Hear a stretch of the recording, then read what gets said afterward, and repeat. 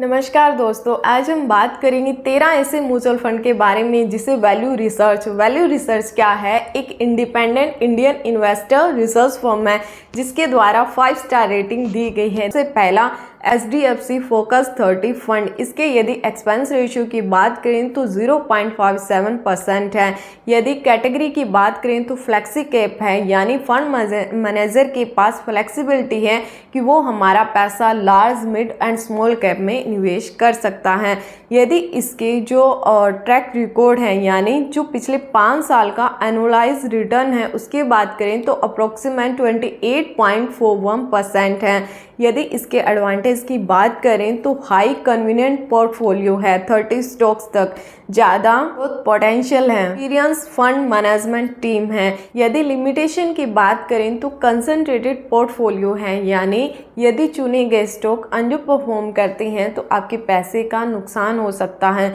दूसरी बात करें तो हाई वॉलेटिलिटी है, यानी कम समय के लिए यदि आप इस म्यूचुअल फंड में अपना पैसा लगाते हो तो रिस्क ज़्यादा रहेगा। दूसरा म्यूचुअल फंड आता है HDFC का फ्लेक्सी कैप फंड।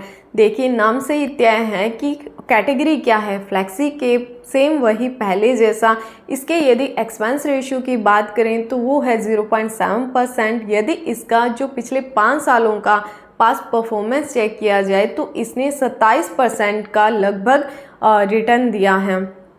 यदि हम इसके एडवांटेज की बात करें तो इसमें आपका पैसा large cap, mid cap, small cap सभी में लगता है। दूसरा, इसकी एडवांटेज की बात करें तो एक भरोसेमंद एसेट मैनेजमेंट कंपनी काम करती है। लेकिन लिमिटेशन क्या है कि इसमें आपका पैसा small cap and mid cap में लगता है, तो मार्केट करेक्शन के कारण, यानी यदि मार्केट डाउन जाती है तो आपका पैसा थोड़ा ज़्यादा डाउन जा सकता है। तीसरा म्यूचुअल फंड आता है पारंपरिक फ्लेक्सी फंड कैप। कैटेगरी क्या है, वही फ्लेक्सी कैप। इसके यदि हम एक्सपेंस रेशियो की बात करें तो 0.63% है। यदि हम इसके CAGR यानी कंपाउंड एनुअल ग्रोथ रिटर्न की बात करें तो वो है इसका 22%। यदि एडवांटेज की बात करें तो यूनिक स्ट्रेटेजी फॉलो करता है, यानी डोमेस्टिक प्लस इंटरनेशनल इक्विटी दोनों। दूसरा, वैल्यू इन्वेस्टिंग अप्रोच के कारण पोर्टफोलियो थोड़ा बेहतर है। लेकिन यदि लिमिटेशन की बात करें तो इंटरनेशनल स्टॉक होने के कारण करेंसी फ्लक्चुएट का रिस्क रहता है, शॉर्ट टर्म में अंडर परफॉर्म कर सकता है। ग्लोबल मार्केट यदि डाउन जाती है, गिरती है, तो इसका डायरेक्ट प्रभाव आपके निवेश पर पड़ेगा। चौथा, Invesco India flexi cap fund. यदि हम इसके एक्सपेंस रेशियो की बात करें, फीस की बात करें तो वो है 0.58%। यदि हम इसके पिछले 3 साल की हिस्ट्री चेक करें तो इसने एनुअलाइज रिटर्न दिया है अप्रोक्सीमेट 25.41% का। Advantage bottom up stock selection है, यानी पर्टिकुलर कंपनी को देखकर निवेश किया जाता है। अच्छी मैनेजमेंट टीम इसके पीछे काम कर रही है, लेकिन इसका जो ट्रैकिंग रिकॉर्ड है वो थोड़ा कम है, यही इसकी लिमिटेशन है। पांचवा, वेस्को इंडिया फोकस्ड फंड। यदि इस फंड की कैटेगरी की बात करें तो फ्लेक्सी कैप है। यदि इसकी एक्सपेंस रेशियो की बात करें तो वो 0.59% है। यदि इसका जो पिछले 3 साल का एनुअलाइज्ड रिटर्न है उसकी बात करें, CAGR की बात करें तो वो बहुत अच्छा है, यानी अप्रोक्सीमेट 26% का इसने एनुअल रिटर्न दिया है। इसकी advantage 30 high conviction stocks, flexibility in choosing sectors, potential for high alpha. High alpha क्या होता है, जैसे मान लीजिए जो ओवरऑल मार्केट है उसने 7% की ग्रोथ दी है। यदि आपका जो म्यूचुअल फंड है वो 7+ जाता है तो इट मीन्स अल्फा प्लस है। यदि आपका 7 से नीचे रिटर्न देता है तो इट मीन्स वो अल्फा नेगेटिव है। यदि हम लिमिटेशन की बात करें तो ट्रैक रिकॉर्ड थोड़ा कम है, कंसंट्रेटेड पोर्टफोलियो है। छठा mutual fund ICICI prudential India equity funds of fund. यदि हम इसकी जो कैटेगरी की बात करें तो वो फ्लेक्सी कैप FOF है। यदि हम इसके एक्सपेंस रेशियो की बात करें तो 0.63% है। यदि हम इसके एनुअलाइज्ड रिटर्न की बात करें तो वो है अप्रोक्सीमेट 26%, यानी 25.4% है। तो इसकी एडवांटेज क्या है, डाइवर्सिफाइड पोर्टफोलियो है, शुरुआती निवेशक के लिए simple option, professional allocation across scheme. Limitation की बात करें तो डबल लेयर एक्सपेंस रेशियो है। 7वां mutual fund HDFC retirement saving fund equity plan, यदि हम इसके एक्सपेंस रेशियो की बात करें तो थोड़ा ज़्यादा है 0.73%। यदि हम इसका जो CAGR है उसकी बात करें तो इसने पिछले 5 सालों में एनुअलाइज्ड रिटर्न दिया है अप्रॉक्सीमेट 25%।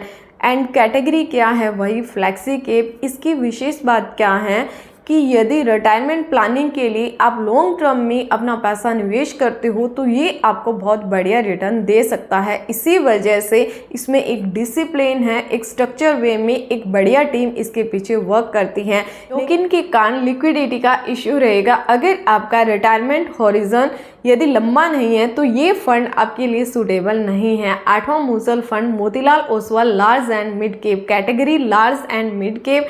यदि हम इसके जो एक्सपेंस रेशियो फीस की बात करें तो वो 0.63% है।